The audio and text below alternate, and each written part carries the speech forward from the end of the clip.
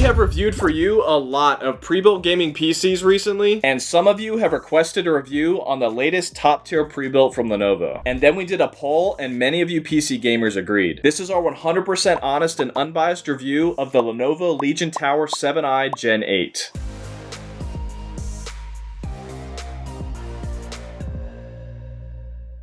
This PC is stacked with a 4090 GPU and 13th gen i9 CPU and 5600 MHz DDR5 RAM. I'm going to quickly take you through the unboxing and what's included, gaming and creator benchmarks, design and build quality, the internals, thermals, fan noise, overall ease of use, pricing breakdowns and comparing its price to performance ratios against the competition, and my overall top pros and cons. Now, if you decide against this computer after anything that I say in this video, just keep watching because I'm also going to be showing you some alternative PCs that I recommend for every budget. Links down below for every computer that I mention. I guarantee by the end of this video, you will know if this computer is right for you or not. But if you still have any questions after watching this entire video, just shoot me a comment, and if you're publicly subscribed, I guarantee a personal response. The first thing that you'll see when you open the box is another small box. Inside, we've got a very basic, very light, and pretty cheap feeling mouse that comes with it, an advertisement for their service plan, power cable, some port labeling, your quick start and warranty info, and down on the side, we've got yet another small box. And inside that, a very basic keyboard that also feels pretty cheap. If you're going to spend this much money on the computer itself, then I highly recommend you getting higher quality gaming peripherals. So I also added to my cart the Logitech G815 LIGHTSYNC RGB mechanical gaming keyboard with GL tactile switches. The extra thin 22mm low profile design and aluminum alloy top definitely looks pretty premium. The feel of the keys themselves and tactile clickiness is night and day a better experience than that standard one. It also has something called an oleophobic coating on the keycaps to help limit fingerprints, which I can confirm did a pretty good job. And if you can't appreciate that, then you're an oleophobe. We've got 4 memory keys along the top and 5 G keys along the side for any custom macros that you might want to create, a game button which basically disables your Windows key, an RGB button for controlling the brightness of your lighting effects, and for more advanced customizations you'll need to use the Logitech G Hub software, your pretty typical dedicated media keys, and a super convenient volume scroll wheel. It also comes with an additional USB pass-through cable to enable charge and data transfers with a USB port on the back of the keyboard. I also ordered the Lenovo Legion M500 gaming mouse.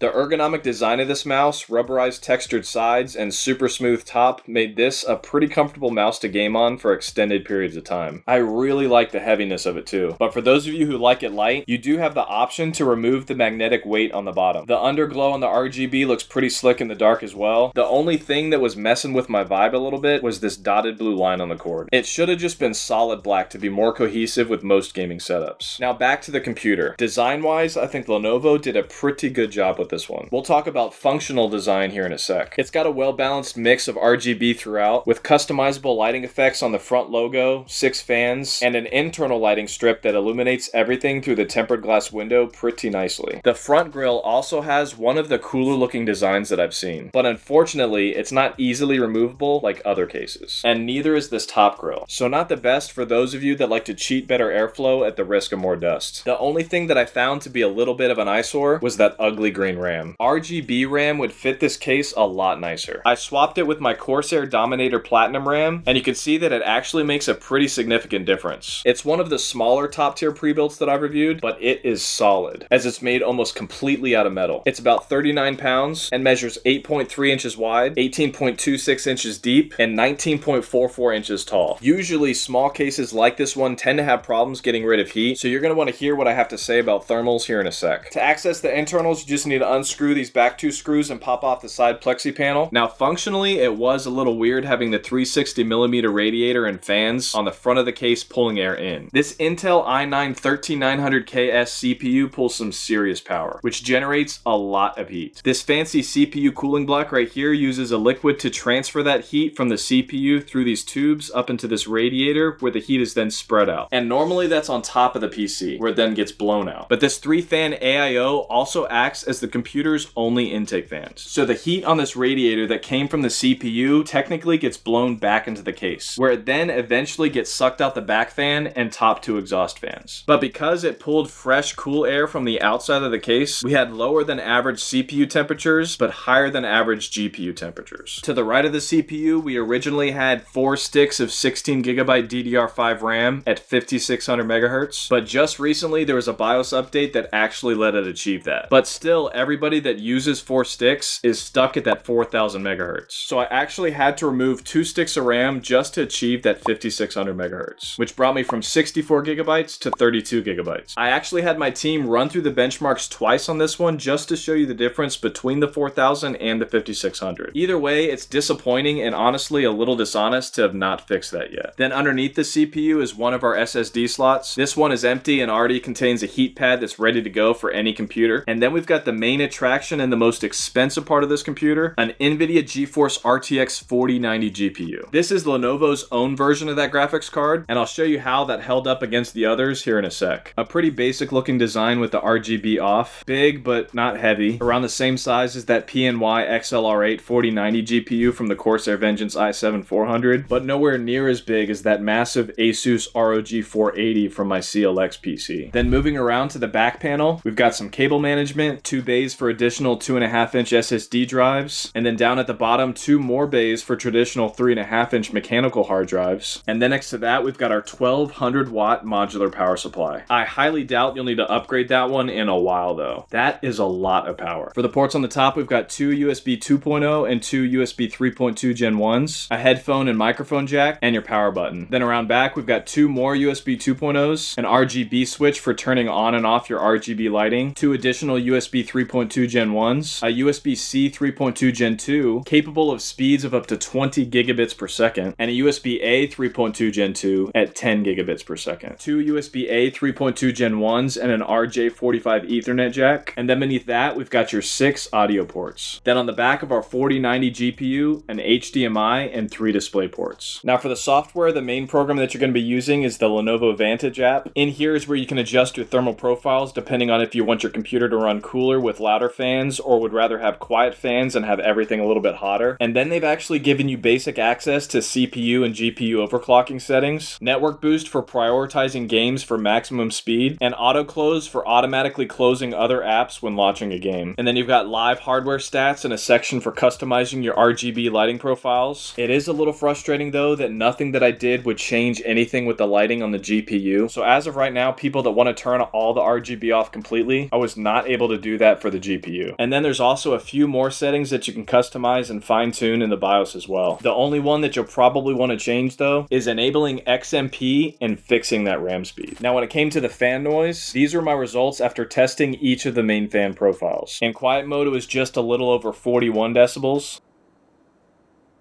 And then when moving up to performance mode, it only brought the fan noise up to 42 decibels.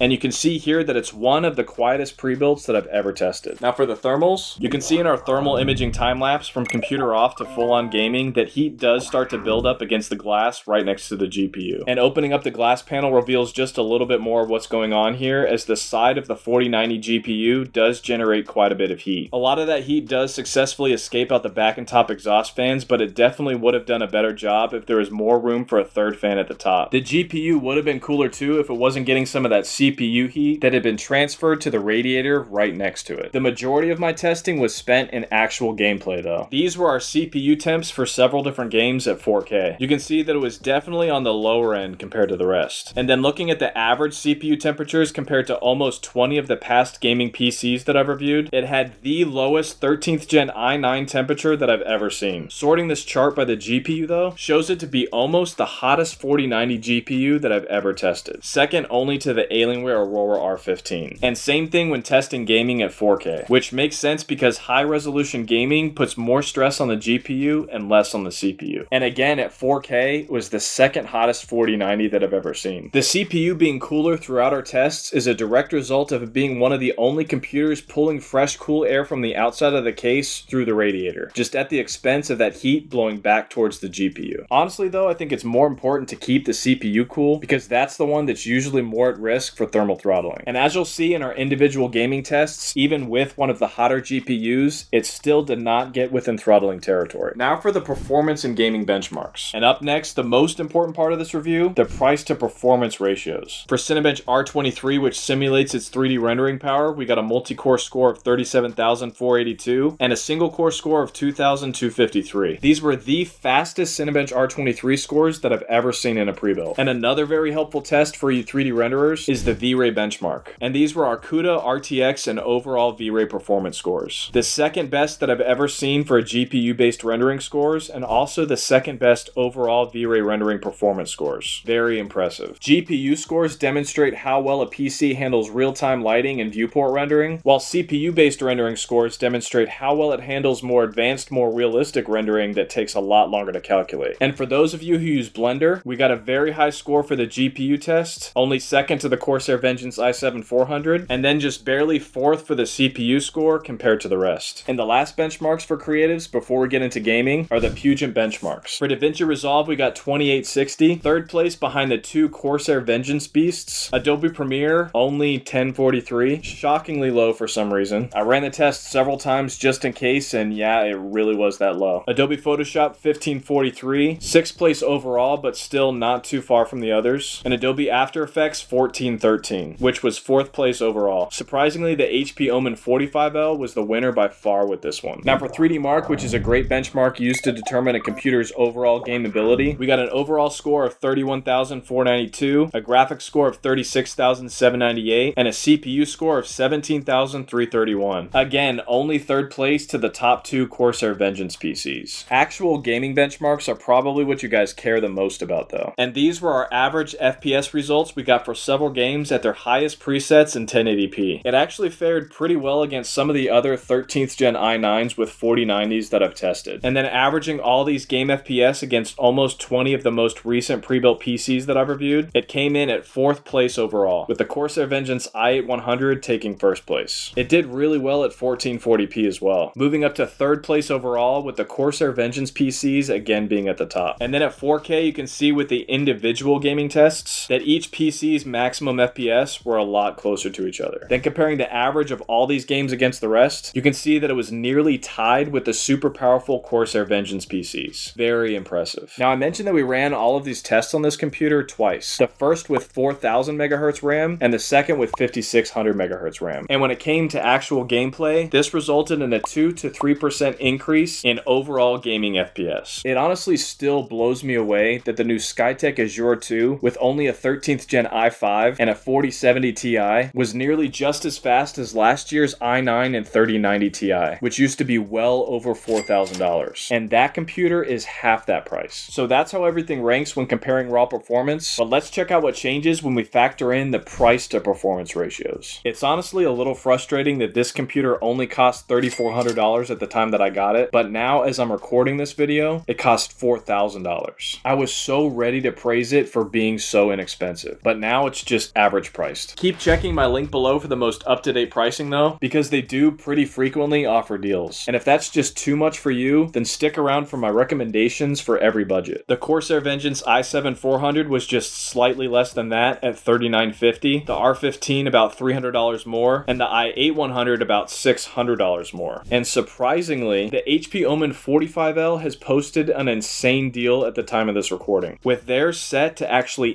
$850 less, at only $3,150. As of this recording, that's my new recommendation due to that one being so powerful and now so inexpensive. And yes, that now means that I recommend the 45L just slightly more than the Corsair Vengeance PCs, the ones that I've always raved over. Corsair does still have a more appealing 2-year warranty though, as opposed to most other brands with only 1 year. So keep that in mind. And this leads me to the most important part of this review, the price to performance ratios. Because of this new updated price, the HP Omen 45L now has the best dollar per FPS ratio out of all the 4090 PCs that I've tested. You can see that this Lenovo Legion PC that I'm reviewing right now comes in around average compared to most of the other 4090 PCs, actually leaning on the more expensive side. It would have been second place and had one of the best ratios if it was still that $3,400 that it was priced at originally. Same thing for the pricing per FPS at 1440p. The Skytech Azure 2 at the top, but now the HP Omen 45L in third place for the best ratio. Then check this out. As of this recording right now, the HP Omen 45L has the best dollar per FPS ratio when it comes to 4K gaming. Now, if you're at an entirely different price point, these are my recommendations for every budget. I've also got links down below in the comments and description for all of them. If your budget is under $3,000, then I would go with this i7 480 version of the CyberPowerPC Gamer Supreme for just over $2,600. Basically the same specs as the less expensive version of the i7 400 we tested, but quite a bit cheaper. Although I prefer the Corsair version, that one is a pretty good option if you can't afford Corsairs. In my experience, CyberPowerPCs do tend to get a little bit hotter than most though, but honestly I don't mind a hotter PC if it gives me more bang for my buck. For those of you with a budget closer to $2,000, then that Skytech Azure 2 that I recently reviewed is what I recommend. For a $1,500 budget, this version of the CyberPowerPC Gamer Supreme with the Ryzen 7 and 3070, closer to $1,000, this version of the HP Omen 25L with the Ryzen 7 and 3060 Ti, and for under $1,000, this version of the Asus ROG gaming desktop with an i5 and 1660 Ti. This is the bare minimum that I would recommend for semi-decent gaming though. You definitely won't be able to have high graphics settings with that PC though if you want a decent frame rate and responsiveness. Pros and cons. My number one con is that RAM. Aside from that RAM just being downright ugly in this beautiful case, it's very frustrating and borderline dishonest for it still to be advertised at 64 gigabytes with 5600 megahertz RAM, when that speed is only achievable with 32 gigabytes. My next con are the GPU temperatures. It's not that they were horrible, but it was the second hottest GPU that I've ever seen. And some people do care a lot about that because keeping it too hot for too long will shorten the overall lifespan. My overall top pros for this PC, number one is that performance. This PC is insanely fast. For it to be basically almost as fast as those Corsair Vengeance PCs is a major accomplishment. My number two pro, upgradability. 3 PCIe M.2 SSD slots, 2 2.5-inch SSD bays, 2 3.5-inch hard drive bays, and a modular power supply make this PC pretty flexible for upgrading. Unfortunately, the larger PCIe slot is just positioned too high on this Lenovo motherboard, so it's unusable with a 4090 GPU. So if you want to use any expansion cards, you need to get one that's compatible with a smaller PCIe 1X. My number 3 pro are the CPU thermals. With the way that this PC is designed to keep the CPU cool, that led to this being the coolest 13th gen i9 CPU that I've ever seen. And that's going to mean an overall longer lifespan for your CPU and very little worries of thermal throttling. And as you saw, that led to fantastic rendering scores with our Cinebench R23 tests. Overall, despite a few limiting factors with this PC, I would say it checks all the boxes as an incredible gaming or creator PC. To know the moment that this PC goes back on sale, make sure to subscribe with notifications turned on and bookmark this video. But as of right now, I feel like I should tell you to wait on purchasing this PC until it goes back on sale. Or go ahead and jump on that insane deal with the HP Omen 45L. Now, if you do decide to purchase this PC or one of the others that I mentioned, then please remember to use my affiliate links in the comments and description below, as I get a small commission at no cost to you for every single purchase made. And it's actually a major factor in keeping this channel going and getting better and better for you. I'd also like to personally thank all of my members for their monthly support of this channel. I really appreciate you guys. Every little bit helps. Also make sure to like, comment, and subscribe with notifications turned on to stay up to date with all of my latest tech and gaming PCs. Thanks for watching, guys. I love you guys.